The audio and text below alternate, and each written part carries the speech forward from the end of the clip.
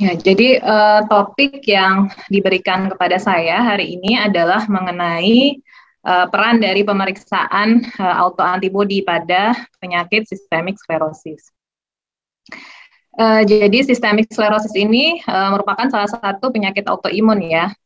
Mungkin di sini sebagian besar sudah pernah menemukan kasusnya. Jadi kita lihat seperti ini ya. Yang paling khas itu ada kekakuan atau kekerasan pada kulit dari pasien. Jadi ini dia disebabkan oleh adanya fibrosis, tidak hanya di kulit tapi juga di organ internal, kemudian juga ditandai adanya kelainan pada pembuluh darah dan disregulasi dari sistem imun. Nah, manifestasinya ini heterogen, jadi baik dari gejala klinis maupun juga dari keterlibatan dari organ-organ internal. Demikian juga dari segi prognosis, jadi pasiennya itu bisa sangat beragam sekali gitu. Jadi ada yang kelainannya kita ketemu dari awal sudah sangat jelas berat gitu ya. Kita ngelihat aja sekilas sudah bisa langsung mendiagnosis ini pasien kemungkinan sistemik sklerosis ya. Tapi ada juga kasus-kasus di mana kelainannya itu belum terlalu khas, belum terlalu nampak dari kelainan kulitnya, gitu yang tampak dari luar, tapi sebenarnya dia merupakan sistemik sklerosis. Nah, beberapa kasus kita juga temukan bisa bersamaan dengan penyakit jaringan ikat lain autoimun. Jadi ini dikenal dengan istilah overlap syndrome. Nah, yang bisa membantu kita juga salah satunya adalah pemeriksaan ANA, karena ini memang ditemukan di sekitar 95% pasien. Dan saat ini sudah cukup banyak penelitian dan sudah tersedia pemeriksaan autoantibodi yang dia spesifik terkait dengan sistemik sklerosis ini dan juga bisa berhubungan dengan gejala klinis. Dan tidak hanya gejala klinis, tapi juga kita bisa memperkirakan bagaimana prognosisnya. Nah, selain autoantibodi yang terkait dengan komponen yang kita sudah kenal ya, ANA tadi, tapi ada juga terhadap fungsional protein, tapi ini tidak terlalu banyak, belum banyak digunakan dari segi untuk diagnostik. Nah, klasifikasi, jadi sebenarnya dia itu tadi manifestasinya sangat beragam ya, jadi diagnosisnya sebenarnya secara klinis kita sudah bisa melihat kalau yang memang sudah full blown dari awal sudah jelas, kita bisa lihat kelainan kulitnya itu sangat khas sekali. Nah, selain itu juga bisa disertai oleh berbagai kelainan yang di luar kulit. Misalnya pasien juga sering mengeluhkan heartburn ya, yang itu juga seringkali dominan di awal keluhan pasien. Kemudian bisa juga ada keluhan sesak nafas gitu ya, mudah lelah, yang kita cek ternyata sudah ada kelainan di ronsennya yang gambarannya seperti penyakit paru interstisial yang kita juga kenal sekarang gambaran seperti pada COVID ya. Nah, ada juga pasien yang datang dengan pulmonary hypertension, tapi sebenarnya gejala kelainan kulitnya belum terlalu jelas. Selain itu juga ada yang bisa mungkin ada kelainan misalnya luka di tangan atau di jari-jari yang itu disebabkan oleh gangguan aliran darah. Nah, pembagiannya itu jadi ada yang dikenal dengan, jadi skleroderma itu ada yang systemic sclerosis, tapi ada juga yang localized scleroderma. Nah, yang systemic sclerosis ini juga dibagi menjadi ada yang limited, yang tipenya limited, tapi ada juga yang tipenya diffuse. Jadi kalau yang kelainannya diffuse, yaitu kekakuan di kulitnya itu sudah juga ditemukan di daerah sampai yang proksimal dari siku, dari lutut gitu ya, dan juga sudah ada keterlibatan organ visceral seperti jantung, paru, atau ginjal. Nah, selain itu ada yang tipe terbatas ya, atau limited, nah itu dia cuma di bagian distalnya, jadi kelainannya belum terlalu menyeluruh. Nah, ini dia perbedaannya, dia biasanya disertai gambarannya pulmonary arterial hypertension atau gangguan di saluran cerna. Jadi agak berbeda yang penyerta gejala penyertanya antara yang tipe diffuse dengan tipe yang limited. Nah, kalau yang overlap tadi yang saya sampaikan dia bisa disertai oleh penyakit autoimun lain. Misalnya kita pernah ketemukan ada pasien yang awalnya didiagnosis lupus, tapi lama-kelamaan kemudian kita lihat kok manifestasinya mulai muncul seperti ada systemic sclerosis gitu ya. Jadi pasiennya kemudian menjadi overlap syndrome. Nah, ada yang dikenal juga istilah localized scleroderma. Jadi agak berbeda. Dia dikenal istilah morphea. Jadi dia itu fibrosisnya hanya terbatas pada kulit ya dan jaringan subkutan. Nah, ini gambaran yang kita bisa temukan secara klinis ya. Kalau sudah terjadi seperti ini, perubahan di wajah ya, kekakuan, jadi kelihatannya sangat kelihatan sekali, kita bisa melihat perbedaannya. Kita seringkali bertanya ke pasien, kira-kira dulu tuh seperti ini atau tidak, atau misalnya kita bisa melihat fotonya pasien bagaimana beberapa tahun yang lalu, apakah ada perubahan atau tidak gitu ya. Jadi bisa dilihat di sini tertarik ya kulitnya, jadi terlihat misalnya lebih mancung, atau di sini juga mulutnya tertarik. Seringkali pasien sulit untuk membuka mulut ya, itu sering sekali juga dikeluhkan oleh pasien. Nah, ini bisa juga ditemukan ulkus ya, karena ada gangguan aliran darah ya, seperti ini. Kemudian di sini juga ada kalsinosis di kulit, dan ini ada ulkus ya, yang terkait dengan iskemia. Dan juga pasien bisa datang dengan keluhan penyakit paru interstisial gitu ya. Ini merupakan salah satu yang harus kita didik ketika menemukan pasien dengan penyakit paru interstisial. Apakah karena infeksi? Jadi nggak selalu terkait autoimun ya, bisa terkait infeksi.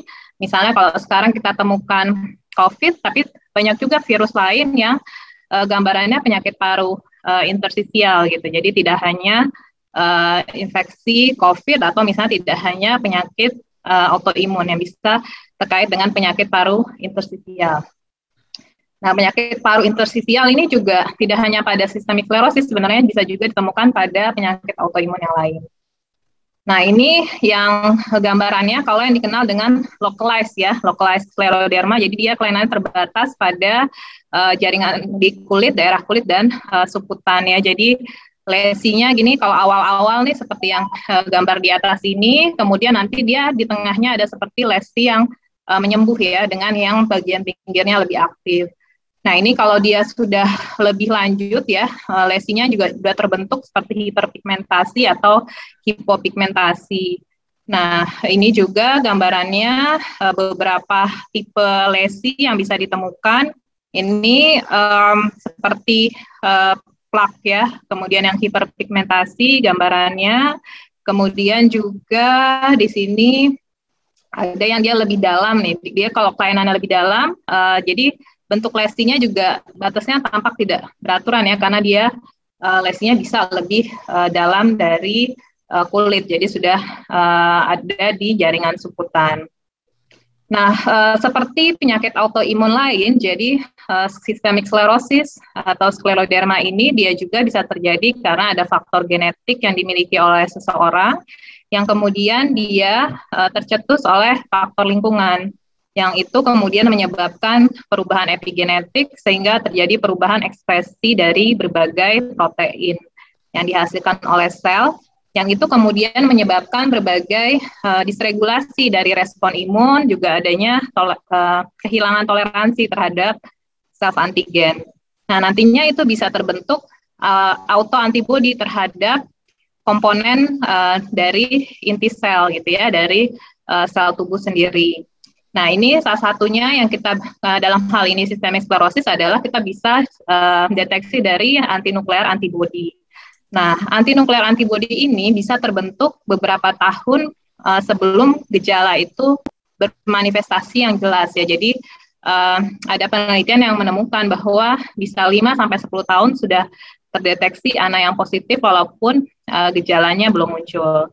Nah, ini kalau berlangsung lama kemudian bisa terjadi kerusakan kronik. Nah, bagaimana pada systemic sclerosis? Jadi memang di sini yang berperan adalah pada patogenesisnya, terutama dari aktivasi dari sel imun terhadap kerusakan dari segi vaskuler, dan juga aktivasi dari fibroblast, yang kemudian fibroblast tersebut ketika dia teraktivasi akan menyebabkan fibrosis pada berbagai organ ya, karena kronik inflamasi. Dan ini diperparah oleh kerusakan pada sel vaskulernya gitu ya, sehingga terjadi hipoksia, trombosis, sehingga menimbulkan cedera jaringan yang lebih berat gitu ya. Dan respon imun yang terlibat itu berbagai respon imun kita ya, baik yang sel respon imun non spesifik dan juga yang spesifik, baik itu sel dendritik, kemudian sel limfosit B, sel T, makrofag juga ya, di situ terlibat. Dan di sini terjadi gangguan dari aspek koagulasi, kemudian fibrinolisis ya, sehingga terjadi fibrosis. Nah, di sini kita melihat bahwa terjadi ya kerusakan tadi, selain aktivasi fibroblast juga ada kerusakan di sel endotel, kemudian di vaskuler gitu ya. Di sini terjadi yang pada akhirnya ujungnya itu adalah hipoksia dari jaringan, dan karena aktivasi fibroblast tadi yang berlebihan sehingga terjadi proses fibrosis jaringan yang berlebihan. Nah, ini disebabkan ya tadi itu adanya autoantibody, kemudian juga ada proses yang mengaktifasi respon imun secara menyeluruh, sehingga terjadi kerusakan sel endotel dan kemudian kematian sel ya, apoptosis. Kemudian ada gangguan dari pembentukan pembuluh darah dan vaskulogenesisnya. Dan di sini bisa terlihat adanya stenosis, jadi pengecilan dari arteriola, kemudian juga dilatasi dari kapiler, dan bahkan adanya hilangnya dari pembuluh darah kapiler gitu ya. Terus mekanisme lain seperti NO gitu yang berfungsi pada vasodilatasi juga terganggu. Kemudian terjadi produksi reaktif oksigen spesies yang berlebihan juga. Yang di sini kita lihat juga ada infiltrasi dari berbagai sel respon imun kita karena adanya aktivasi dari sel endotel vaskuler, sehingga menarik berbagai sel radang masuk ke jaringan sehingga terjadi fibrosis dari jaringan. Nah, di sini fibroblast ini yang juga berperan adalah sel adiposit yang dia menjadi sumber source dari fibroblast ini, kemudian juga dia menghasilkan zat yang bisa mengaktifkan fibroblast. Selain juga ada peran dari keratinosit yang berperan dalam aktivasi dari si fibroblast ini. Nah, tabel ini mau menunjukkan bahwa memang pada autoimun ini walaupun ada paparan faktor lingkungan yang sama pada berbagai individu, tapi kalau dia tidak punya susceptible gene atau kerentanan secara genetik ya tidak kemudian muncul autoimun ya. Nah, ini ada beberapa gen yang memang dia terlibat dalam aktivasi dari limfosit yang menyebabkan kemudian muncul systemic sclerosis. Dan ini perubahan genetik gen genetika itu tidak hanya terkait pada MHC atau HLA ya, tapi juga pada aktivasi limfosit, kemudian dari sekresi sitokin maupun kemokin, dan juga ada gen yang terlibat dalam mekanisme inflamasi ya. Di sini seperti TNF, kemudian pada T helper 17, kemudian yang terkait interferon, lysing factor. Nah, sekarang kita berbicara mengenai peran autoantibody ya pada systemic sclerosis. Tadi kita lihat dalam perjalanan memang dalam patogenesis autoimun itu akan terbentuk autoantibody. Nah, tadi pada pasien systemic sclerosis sekitar 95% ditemukan hasil ANA yang positif. Nah, yang memang gold standard adalah yang menggunakan indirect immunofluorescence. Seperti ini kita lihat gambarannya ya, kalau pemeriksaan secara immunofluorescence. Nah, di sini dia bisa mendeteksi secara awal, jadi dengan sensitivitas yang baik untuk screening awal, dia bisa mendeteksi semua autoantibody yang terkait dengan systemic sclerosis. Dan dengan immunofluorescence ini kita bisa melihat tidak hanya titer, tapi juga pola. Nah, pola yang sering berkaitan dengan systemic sclerosis yang bisa membantu kita, misalnya kita awalnya baru periksa ANA, nah itu polanya seperti sentromer, kemudian pola speckle, dan pola nukleolar itu bisa terkait dengan systemic sclerosis. Nah, kalau kita lebih detail lagi dari ANA, jadi autoantibody yang lebih spesifik terhadap systemic sclerosis, kalau yang sentromer itu terkait dengan anti-sentromer antibody. Kalau yang speckle terkait dengan SCL70 atau topoisomerase, kemudian terkait dengan RNA polimerase 3, U11, U12 RNP, anti-Q, kemudian anti U1 RNP, dan anti-RUF BL12. Kalau yang nuclear pattern ini terkait dengan anti U3-RNP atau fibrilin, yang kemudian anti THTO, anti NOR, anti PMSCL, dan juga pada beberapa kondisi bisa juga terkait dengan RNA polimerase 3.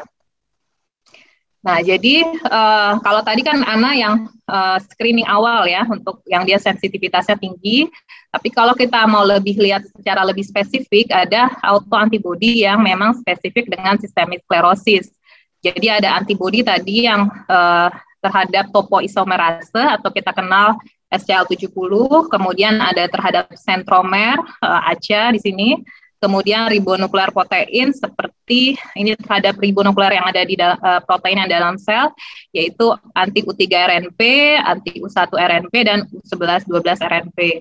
Kemudian ada yang terhadap antibodinya terhadap enzim RNA polimerase, di sini anti RNA polimerase 3, dan juga ada terhadap antigen yang berada di nukleolar, di sini anti TH, TO, NOR, Q, dan ada PMSCL.